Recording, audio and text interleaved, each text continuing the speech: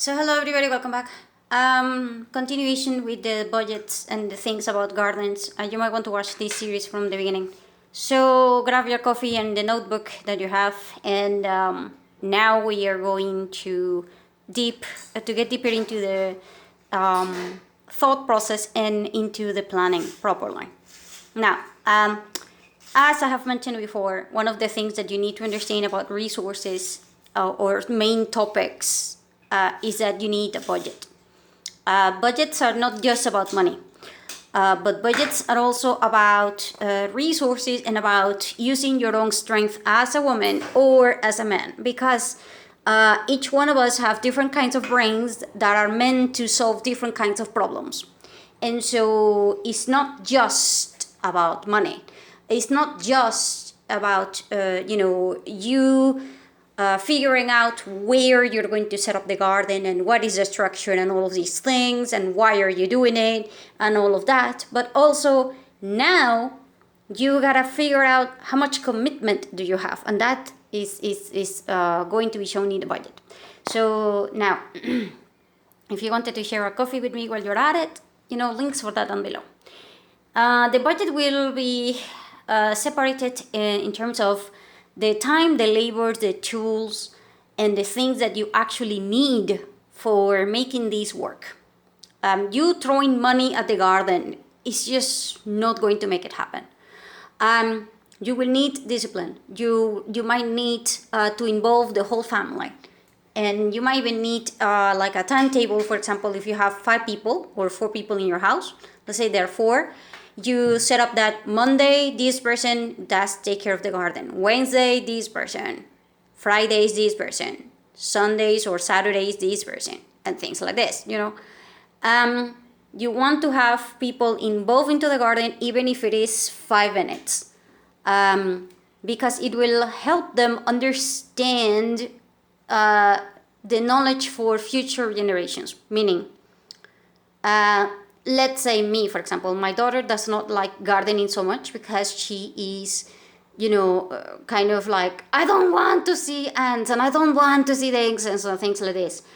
But I need her to understand what she can eat and what she cannot eat. And also I need her to understand the bare minimums. Like, for example, when she goes into the garden, she might get poison ivy from the plants, certain types of plants. She might have to deal with insect bites and a lot of other things, and therefore, it's still protecting them, because gardens are going to be one of those things that one way or another one are going to be part of your life. And in fact, this is clearly seen when you have people that are 5-year-old and they know how to recognize over 50 type of plants, versus city people right now that, this is in Transylvania, by the way. Yes, where Dracula is supposed to be. Yes, but Dracula is not, working the garden up, I know. But the kids in there, they are. And so it's about, also when kids are in nature, they will develop better immune systems, and they will develop a lot of better relationship with the environment, and they will be protected better against things like depression, anxiety, and even becoming an alcoholic when you are an adult. And so this one is kind of important. It will also help you because it is considered an activity that you can get sun and sort of like a little bit of exercise. And so it's important. Now, other things that you might want to consider within the budget is not just the people, but how much time you're going to put in here. And like I said, you might need a lot of time in the first setup, because you might need to set it up with proper irrigation systems. And you will also need to understand that the tables of inventories and statistics and things like this, which means that you might need a lot of knowledge. So I suggest that you get a lot of books related to this particular area. Now, gardens are not just gardens. Because most people think, okay, I'm going to plant potatoes. or I'm just going to plant tomatoes and I'm just going to put these and that. That is just too simplistic, and that is not going to accomplish your goal of self-sustainability if that is what you want. And so also, if it becomes illegal to plant your own food and things like this, and somebody figures out that you have a tomato plant that is very easy to recognize and things like this, you might get into trouble. However, nobody can accuse you of anything if you have flowers that are edible, because flowers are flowers and not everybody knows that they are edible. And if somebody comes and says, hey, it is illegal for you to plant your own food, yeah, but that's a flower, it's not a food. Yeah, so you could get away with that one, and so at least you will get that one. And also, since not everybody understands about edible flowers and edible mushrooms, I mean, if you are planting mushrooms outside and things like this, and then it becomes illegal, like I said, to plant your own food and things like this, you can say something like, oh, that's just a mushroom that it grew there, and how is somebody going to prove that it didn't just grew there, and it's going to be like that. Also, wild edibles, might be like that, but people might recognize them, and then you might have issues if this becomes like a legal issue, especially when it comes to handling the water part, because governments are going to tell you that you cannot have your garden because it will consume too much water. And you need to understand also the water part about uses for gardening, because water might be difficult to get. And not only that, but you need to protect the garden from excess water, like if it was a flood or anything like this. And for all of that, this is why you need to understand the location, the structure, and you need to understand this table of inventories, the statistics, and knowledge. And the knowledge is extremely important, because it is what is going to save you later on. And so when handling the garden, you might also need to read the instructions and the seeds and things like this. You might need tools for understanding the pH in the soil. You may need to understand seasons and the best time to do stuff. Most of the times gardens have to do with the moon cycles. And so you might need to get calendars that are related to the moon phases and things like this. Also, you might need to understand rotations, because if you're only going to set up potatoes for 100 years, yeah, that soil is not going to take it. And so you need to understand how to replenish that soil, and therefore you might need to understand this one. You might also need to understand how to process properly the fruits, the leaves, and whatever it is that you're getting from the garden. Again, because if you do it on the wrong time, for example, when the sun is the highest, then you might have issues. You might need to do this when the sun is either in the sunset or in the sundown, and on the sunrise, and things like this. It's quite important that you understand all of these things, and this is not being taught by anyone. I keep getting interrupted, sorry about that. So it's also very important that you understand the proper tools, and that you understand that the garden, it's like a baby, and it is like an ecosystem. The whole point is that you try to make it work without too much work, but you will require work. And therefore, if you have disabilities or if you have issues, you might not be able to deal with these properly. So sometimes you might need to hire a gardener, and so that you can do it better and properly. At least like an assessment. Most people, when they are doing gardens that are going to produce you at least, and I do mean at least, like 1,000 kilos of food per year, you need assessment.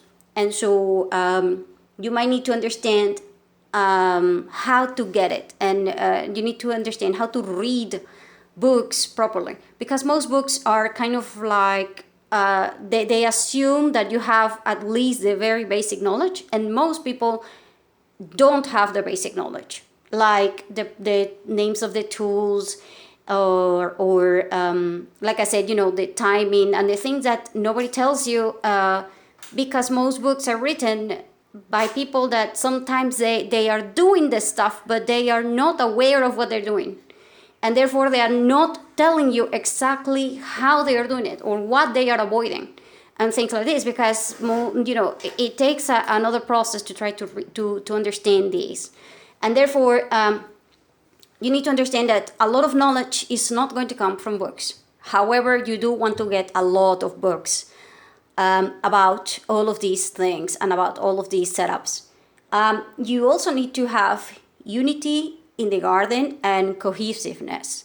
And this means that your garden needs to feed several needs that you need to be aware of. Number one, like I said, it has to be kind of hidden, because if you have a garden that has a lot of food and things like this, you might attract people. Number two, you might need fences all over your property.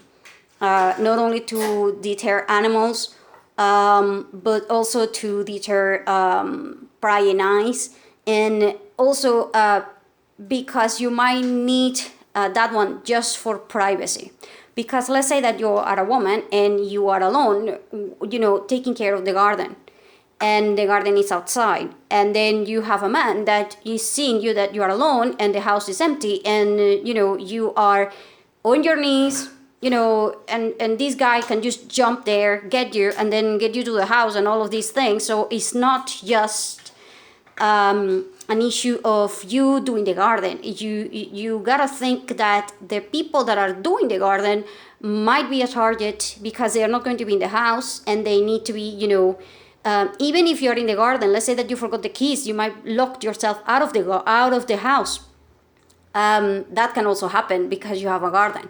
And therefore, all of these things are things that a woman will be able to tell you, because she is the one that's going through. If you're a man and you're doing gardening, you're not thinking somebody's going to get you and then rape you in the middle of the, in the middle of the garden. And so these things are for, a lot of consideration, and there are details. Also, if you have a small pond or a small, like a pool or something like this, where you get the water for the garden and things like this, even water tanks, they might become an issue for kids who are drowning, and things like this. And so you need to be cohesive, and that means you need to use both brains, male and female, because if you are a guy, you are thinking that even the physical work for you might be easy, but for a woman, it's not. You might be thinking that this is done, fairly, or not even with that much effort or whatever, but a woman is not going to be able to do it like you. And so you may also have issues in terms of the weather that affects your crop. And then if you're expecting to get 1,000 kilos of food, but you only get 200 kilos, you might face famine.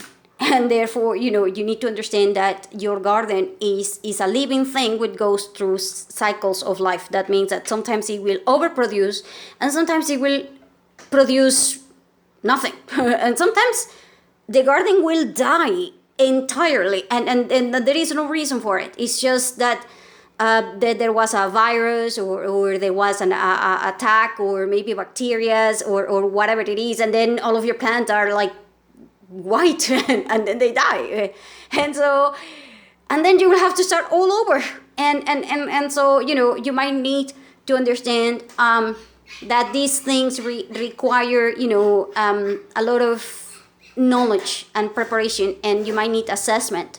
And every time that you are getting more and more knowledge yourself, you can just exchange it through parties.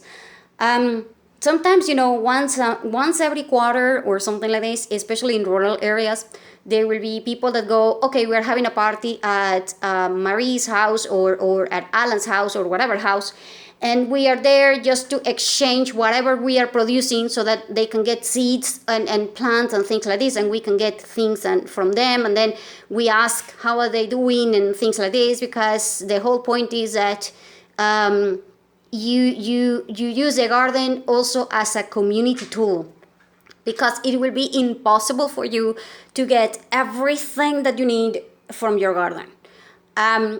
And the reason being that there is not enough space, you don't have enough resources, you might have issues with water, you might have issues with the light, you might have issues with a lot of things.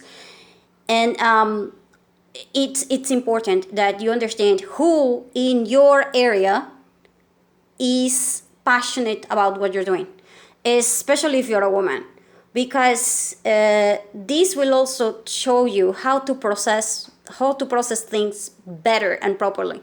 So, for example, let's say that you are, taking the sweet potato, and so you are taking the potato, but you're not using the flowers, or you are not using certain things. A lot of people will take plants, just the leaves, and even though that you can use a root and you can use the flowers and you can use other parts, and sometimes you don't know, you're thinking that it's just going to be thrown away. Also, even the part about how to do compost and things like this properly, you might need to set up, like I said, systems in which, honey, you have to tell the guy, honey, this is how I work. I go here, there, come back. And the guy will go, that's not efficient.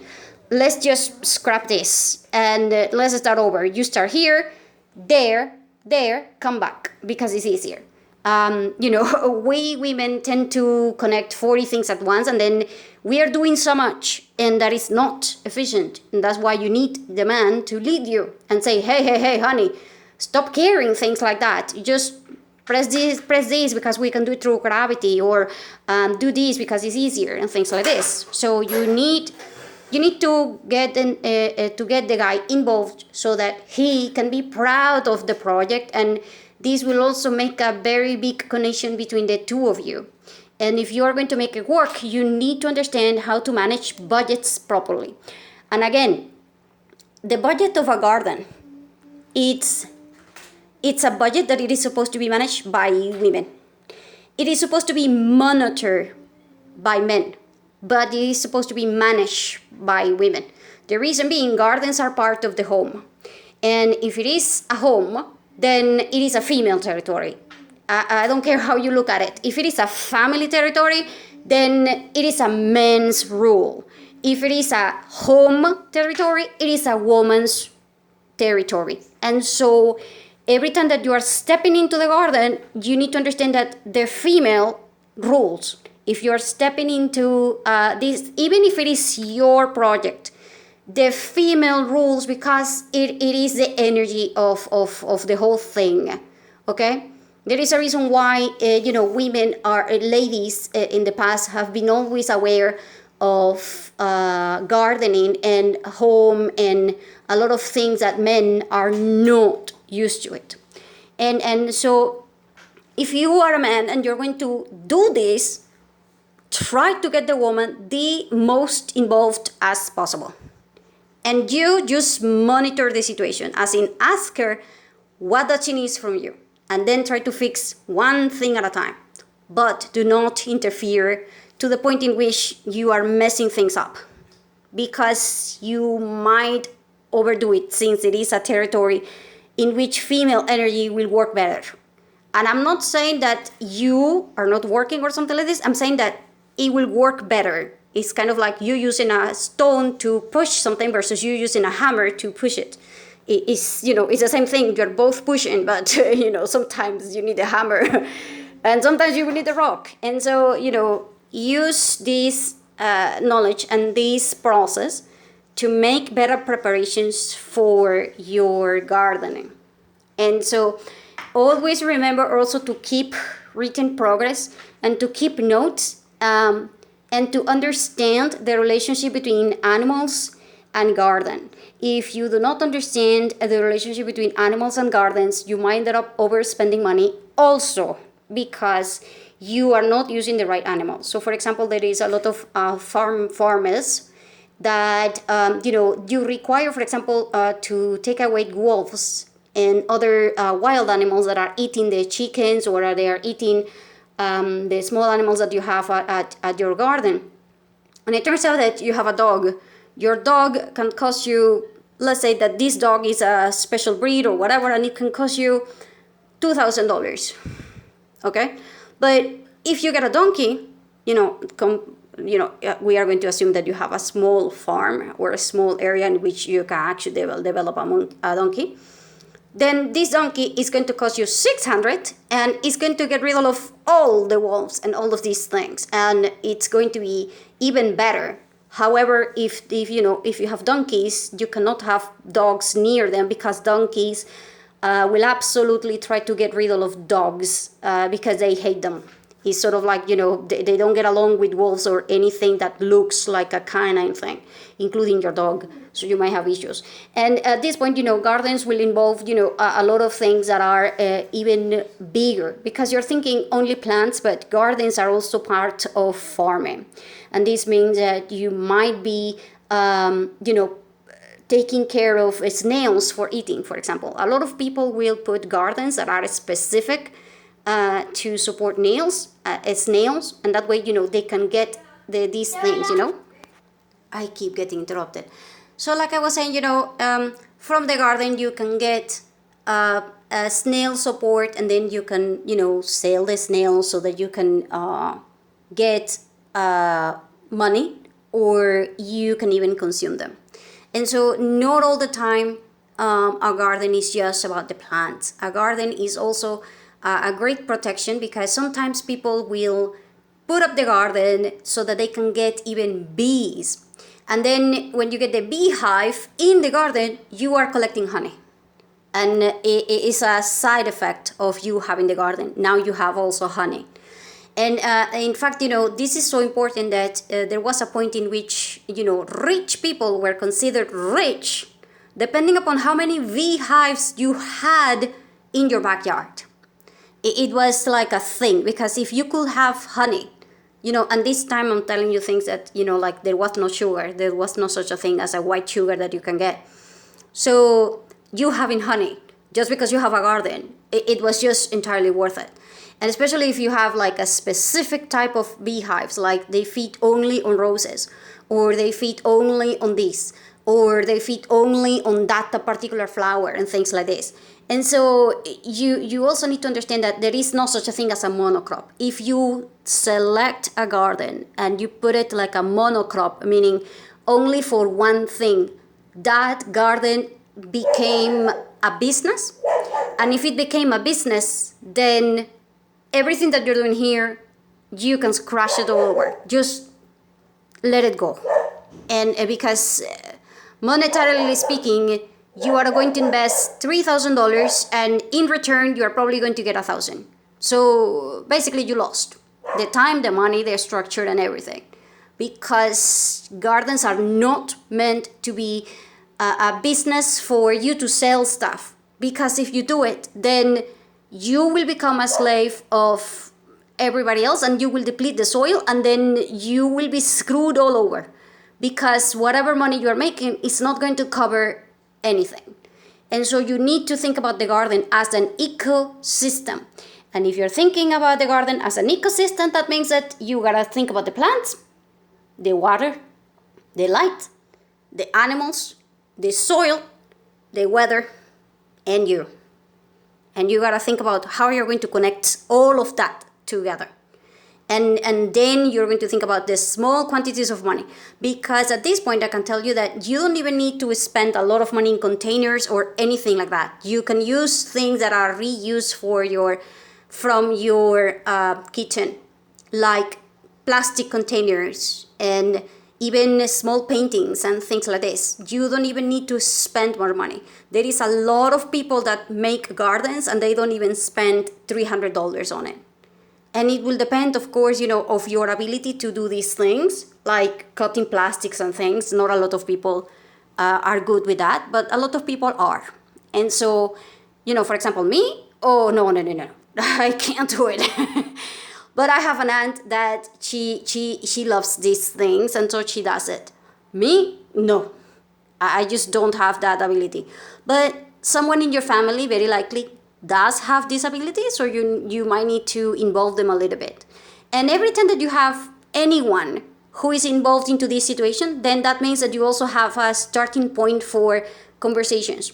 And you also have a starting point for working things out, because you are working together towards something. And that strengthens the unity of the cohesiveness on your whole family and everything like that. And I'm going to leave it up to here, and then I'm going to tell you all the other part, which is that one. So I hope that this was helpful somehow, and thank you again. See you again soon.